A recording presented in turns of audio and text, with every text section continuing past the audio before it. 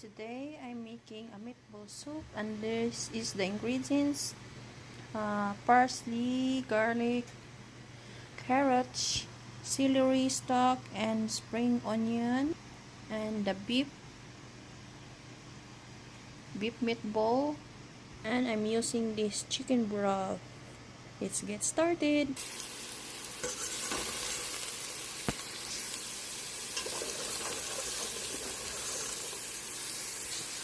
So I just salt the carrots, celery until they are slightly cooked.